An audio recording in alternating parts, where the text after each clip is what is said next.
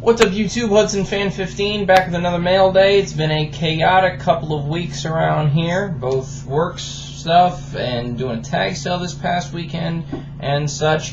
So on the tag sale note, I found a couple things that I didn't know I still had, and I found out that they're actually worth something.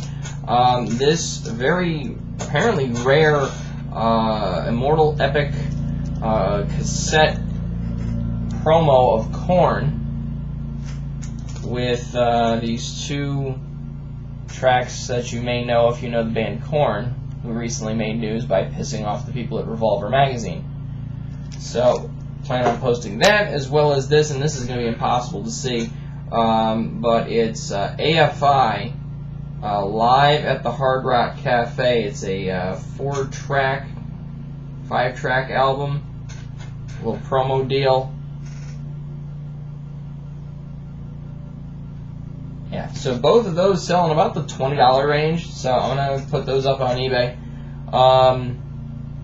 Along with this is my favorite toy gun when I was a kid, and I never knew where it originated from because we got it at a tag sale, and as you can tell, there used to be something right there where those two holes are, and there's not. It turns out that it's V the Resistance.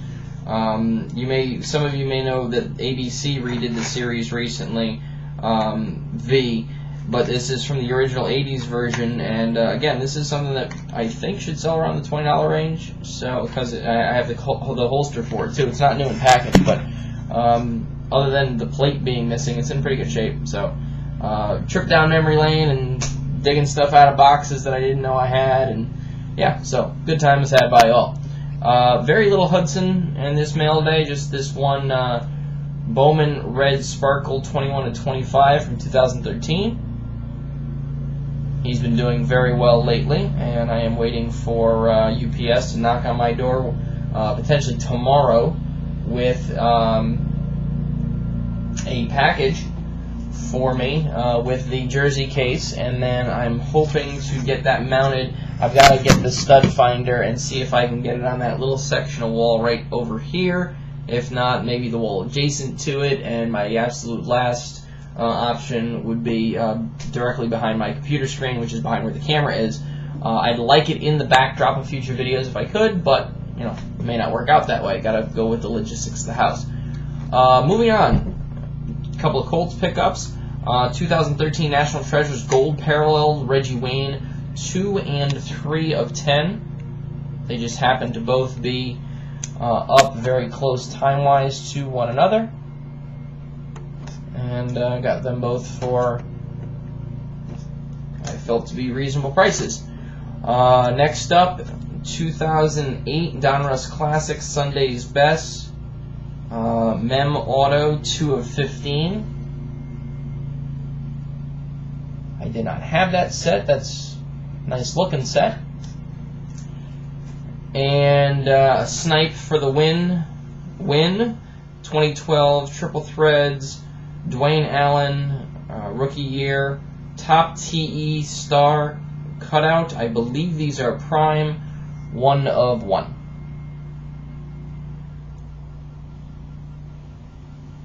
Alright, so the rest of the way, it is MMA. One of the current coaches of The Ultimate Fighter, going against Frankie Edgar, a guy who I was surprised I did not have an auto of. Got this card for a steal. It took a little while because it was coming from, I believe, Seoul, South Korea. Sticker auto from Upper Deck 2011 World of Sport Athletes of the World, BJ Penn. Typically, I prefer the rare Panini autos if I can. If not Tops, then Upper Deck, and then obviously dead last would be these. But fill the need in the PC. If at some point I can upgrade, I may choose to do so. And out of the new Knockout 2014, this is one of the nickname autos. So yeah, notable nicknames. Donald Cowboy Cerrone. He kind of signs Cowboy anyway, but that's an absolute joke of an auto. His autos are getting progressively worse every year. I don't know what the deal is, but yeah. He'll be fighting one of Adam J. Aiello's favorite guys, and Jim Miller coming up next month. So he and I will be on opposite sides of the octagon in our rooting interest for that event. But I have confidence and faith in my guy to win. So see how it goes. All right, the rest of these are picked up off the forums. Combat Cardboard. Starting off with Lauzon of the Night. Joe, appreciate the deal. He had put out a post advertising that he had a whole collection of TTM and IP autos that he had acquired that he was looking to purge from his collection. I sent him an offer. There was a bit of a lull in between because there was a little bit of miscommunication about how the whole thing was going to go down. And then he came back and completed the deal the way I understood that it was going to go from the start. So, Joe, I appreciate it, bud. 3 cards that he sent. And Chris Lieben, 2010. I want to say this is main event. It could very easily be Series 4. Documenting his Chris Lieben's time on the Ultimate Fighter. Team Liddell versus Team Couture. Silver ink auto.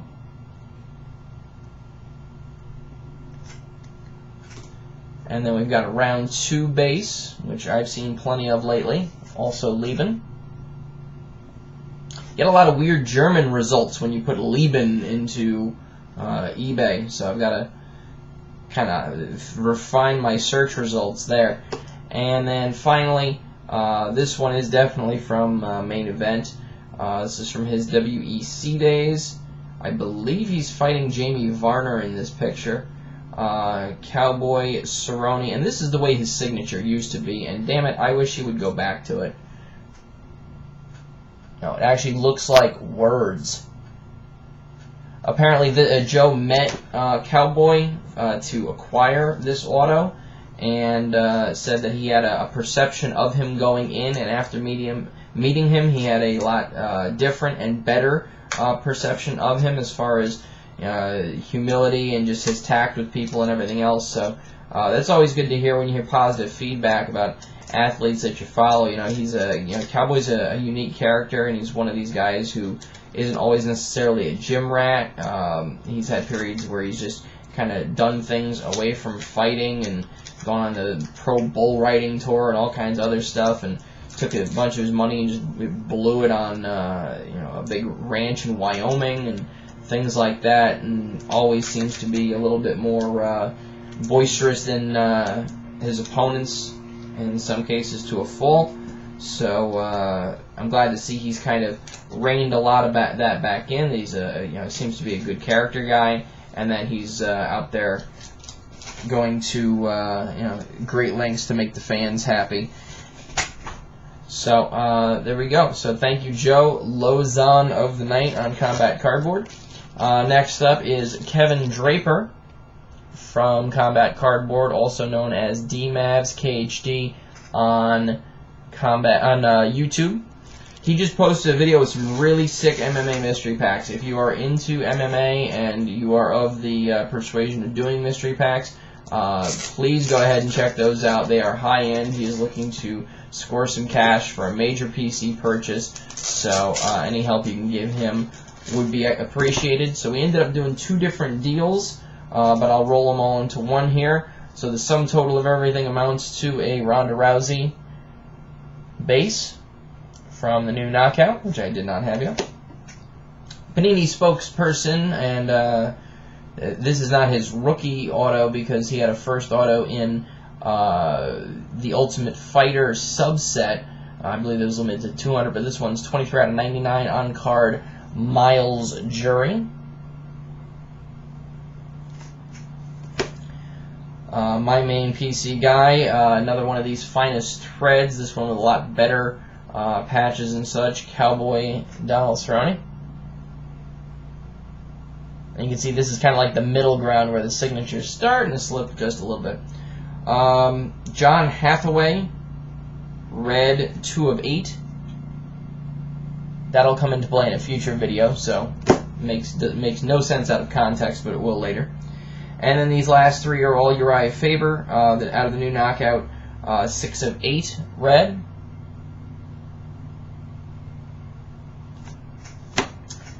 The base parallel autograph 35 of 50 on card Uriah Faber.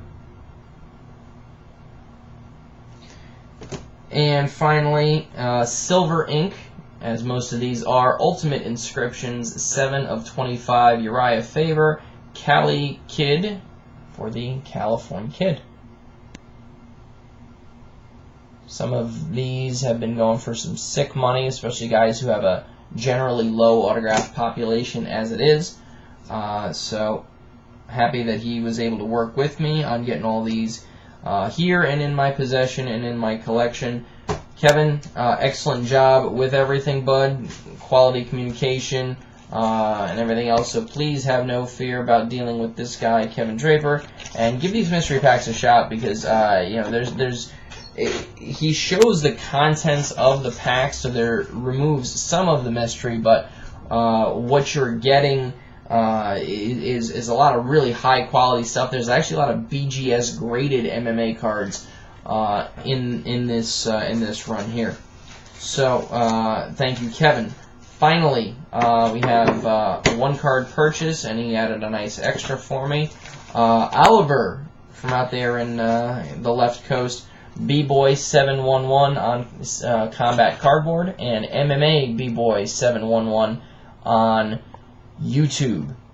So Oliver, appreciate it. So I saw a card, I asked about it, negotiated a price. You know, he sent back a price. It was very fair.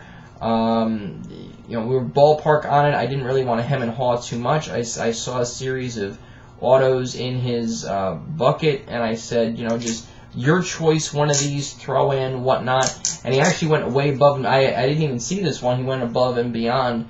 The extra was an Alexis Davis. I'd asked about some of the other, either Liz Carmouche or Alexis Davis, Jessica I, something, one of the female MMA fighters, and he had a couple of some of them. But he actually threw this in, his first autograph of Alexis Davis, which was, like I said, was not one of the ones that I was looking at, but that's better than any of the ones that I suggested. So that is a stellar edition. And I don't have many MMA book cards, and I haven't exactly decided what I'm going to do with this yet. If I'm going to replace the cards in my PC and then try to sell those, trade those, or try to move this, but this will give you an idea what's coming. So this is the 2012 Bloodlines Countryman Quad autograph that was available, I believe, by redemption only, because I have seen the redemption cards of these online. It is numbered 3 of 25, and it is a quad autograph including Chael Sonnen, Phil Davis, and Hall of Famers Randy Couture and Matt Hughes.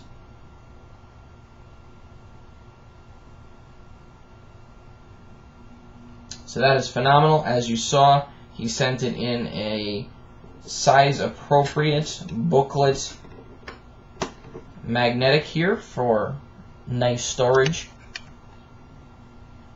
I'm going to leave it as, if somebody wants to make me an offer I can't refuse, to quote The Godfather, then I will consider moving that one. You'll have to come strong as far as knowing what fair market on the card is, based on the sale of the redemption. And I've got to think on this a little bit with what I want to do with that. It's a tremendous card, and I would happily keep it. But I'm trying to decide where the return would be, how I want to handle it. So yeah, let me know if anybody's interested in that. Part of also what's weighing the decision is I'm considering a run, and that's what I mentioned about the Hathaway, about a run of MMA-only mystery packs. It'd be like 8 of them. The price point would be somewhere around $25. I would include the Rampage auto. The round 1 auto probably is the top item.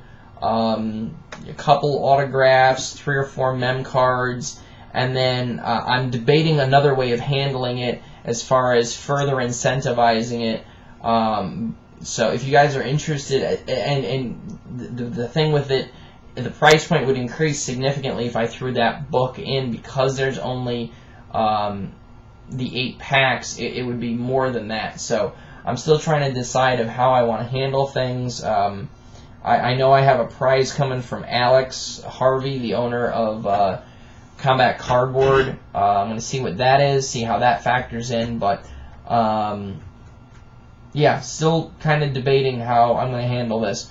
But let me know if you guys would be interested in just buying that book outright, if you would be interested in mystery packs without it at a lower price, mystery packs with it at a higher price, or I may just break down and sell the thing on eBay. I don't know yet. Yeah, I'm trying to gauge interest on MMA mystery packs, and one of the concepts that I had was, out of the group of mystery packs, doing a couple theme packs where there would be a general pattern to them, that it would be like everything in the pack would be just one of a couple fighters. So sprinkle those in with the traditional, you don't know what you're going to get mystery pack format. So let me know what you guys think. I want to thank Oliver, bboy711, Joe, Lauzon of the Night, Kevindraper, DMavs, KHD, and all of you for continuing to watch me and support me and comment. Please comment. I love your comments. That's how I know who's watching my videos. And yeah, I would like feedback on this mystery pack idea. Alright, YouTube. Peace.